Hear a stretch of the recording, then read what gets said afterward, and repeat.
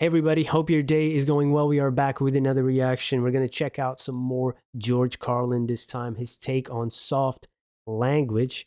And I remember watching clips of George Carlin before YouTube even existed, but of course I was way younger then.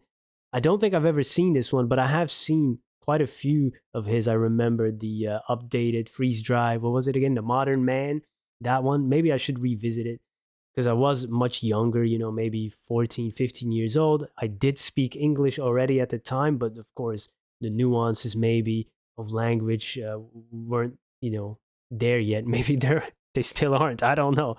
So yeah, it's quite important, I guess, to maybe revisit some of these. But I haven't seen this one yet. This is the first. All right, let's go.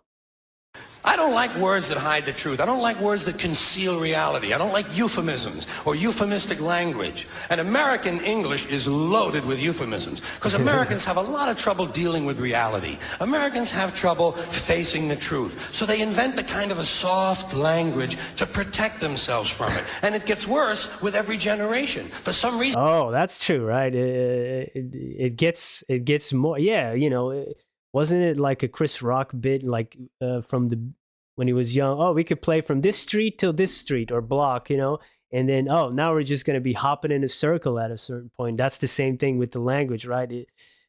You can't say that, or you have to say this. And I mean, he's saying this about Americans, but I guess we humans have a hard time facing reality sometimes. I do too. That's why I'm sitting here in my attic, surrounded by books. This guy's not only funny, but he is always telling truth. And it just keeps getting worse. I'll give you an example of that. There's a condition in combat, most people know about it. It's when a fighting person's nervous system has been stressed to its absolute peak and maximum, can't take any more input. The nervous system has either snapped or is about to snap. In the First World War, that condition was called shell shock. Right, I've heard of this. Simple, honest, direct language. 2 syllables. Shell shock. Almost sounds like the guns can't say themselves. That anymore? That was 70 years ago. Then a whole generation went by, and the Second World War came along, and the very same combat condition was called battle fatigue. 4 syllables now. I've Takes never a heard little of longer this. to say.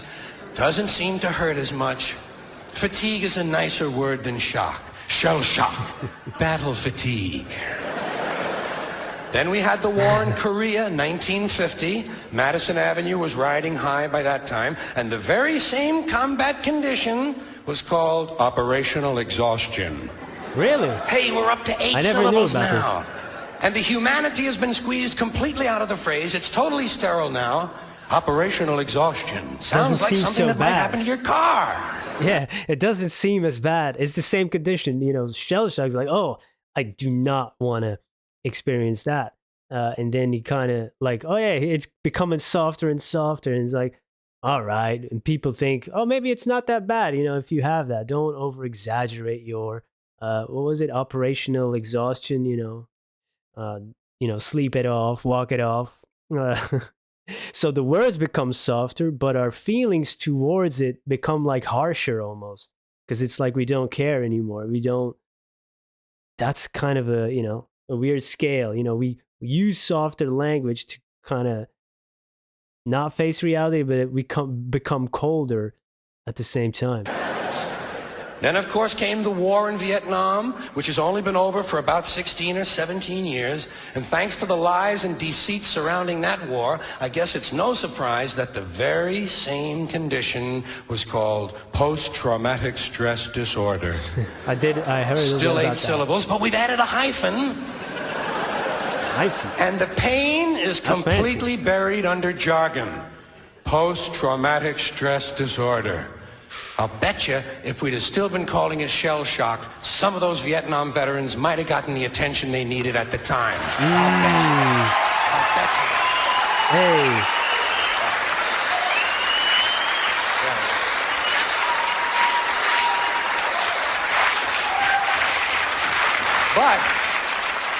But it didn't happen. And one of the reasons is because we were using that soft language, that language that takes the life out of life. And it is a function of time. It does keep getting worse. Give you another example. Sometime during my life, toilet paper became bathroom tissue. Really? I wasn't notified of this. No one. I didn't agree to this. Did it change back again? See, these are things that I'm not aware of being in another country. You know, here we have all different kinds of names for toilet paper, and for us, it becomes like worse and worse. At least in my circles. Maybe it's just my environment that I live in. Yeah, we're all about harsh language over here. Ask me if I agreed with it. It just happened. Toilet paper became bathroom tissue. Sneakers became running shoes. False teeth became dental appliances. Medicine became medication. Information became directory assistance. What? The dump became the landfill. Car crashes became automobile accidents. Partly cloudy became partly sunny. Motels became motor lodges. House trailers became mobile homes. Used cars became previously owned transportation. Room service became guest room dining. And constipation became occasional irregularity. When I was a little kid, if I got sick, they wanted me to go to the hospital and see the doctor. Now they want me to go to a health maintenance organization or a wellness center to consult a healthcare delivery professional. Oh boy. Poor people used to live in slums. Now the economically disadvantaged occupy substandard housing in the inner cities. This man's mastery of the English language, he could come up with all these examples, you have to think about it, right? It's no, oh, hey, let's ask ChatGPT for 10 alternatives, or let's look for synonyms on, synonyms.com or something. No, this was experience, reading, research, thinking, crafting. It's just the timing of it, his placing of words, stringing them together. Man, he was so good at it. A wordsmith. Professional. Poor people used to live in slums. Now the economically disadvantaged occupy substandard housing in the inner cities. And they're broke. Right. They're broke. They don't have a negative cash flow position. They're fucking broke. Because a lot of them were fired. Fired. Management wanted to curtail redundancies in the human resources area. So many people are no longer viable members of the workforce. Smug, greedy, well-fed white people have invented a language to conceal their sins. It's as simple as that. The CIA doesn't kill anybody anymore. They neutralize people. Oh. Or they That's a good one. It becomes like a higher type of language in terms of, if you know like IT or programming language, you start at the binary, right? And then every time a new programming language is invented, there's less symbols in it, right? And now we can just talk to in regular language to a large language model, and they will code it for you. So we've become less and less in tune with the basics, and we're so far removed from reality, basically, in language as well. This is what he's pointing at. Yo, this is so good. Kill anybody anymore? They neutralize people, or they depopulate that sounds scary, area. Though. That the sounds government doesn't lie, to me. It engages in disinformation. The Pentagon actually measures nuclear radiation in something they call sunshine units. Israeli murderers are called commandos. Arab commandos are called terrorists. Contra killers are called freedom fighters. Well, if crime fighters fight crime and firefighters fight fire, what do freedom fighters fight? They never mention that part of it to us, do they? Never mention that part of it. Whoa. Wait a second. Have I heard this part before? Or maybe a short clip or something? That sounds familiar, though. That sounds familiar. Dang. I got chills when he said that. Well, if crime fighters fight crime and firefighters fight fire, what do freedom fighters fight? They never mention that part of it to us, do they? Never mention that That's part a bar.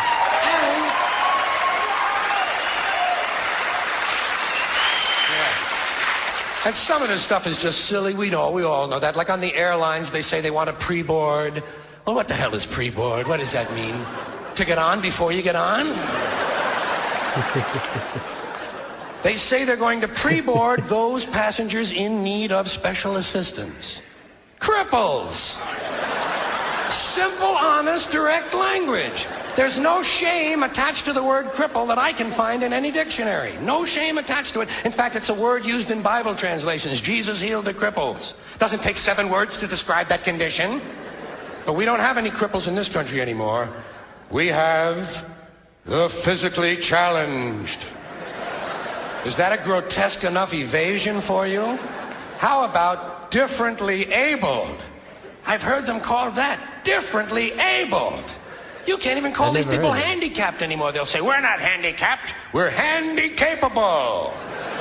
These poor people have been bullshitted by the system into believing that if you change the name of the condition, somehow you'll change the condition. Well, hey, cousin, doesn't happen. Doesn't happen. We have no more deaf people in this country, hearing impaired. No one's blind anymore, partially sighted or visually impaired. We have no more stupid people. Everybody has a learning disorder. Or he's minimally exceptional. How would you like to be told that about your child? He's minimally exceptional. Oh, thank God for that. Psychologists actually have started calling ugly people those with severe appearance deficits. It's getting so bad that any day now I expect to hear a rape victim referred to as an unwilling sperm recipient. Oh, boy. Hey, I wouldn't put it past him. And we have no more old people in this country. No more old people. We shipped them all away. And we brought in these senior citizens. Isn't that a typically American 20th century phrase? Bloodless, lifeless. No pulse in one of them. A senior citizen. But I've accepted that one. I've come to terms with it. I know it's here to stay. We'll never get rid of it. That's what they're going to be called, so I'll relax on that. But the one I do resist, the one I keep resisting, is when they look at an old guy and they'll say, look at him, Dan. He's 90 years young. Imagine the fear of aging that reveals. To not even be able to use the word old to describe someone, to have to use an antonym. And fear of aging is natural, it's universal, isn't it? We all have that. No one wants to get old, no one wants to die, but we do. So we bullshit ourselves. I started bullshitting myself when I got to my 40s. As soon as I was in my 40s, I'd look in the mirror and I'd say, well, I guess I'm getting older. Older sounds a little better than old, doesn't it? Sounds like it might even last a little longer. Bullshit, I'm getting old. And it's okay, because thanks to our fear of death in this country, I won't have to die. I'll pass away.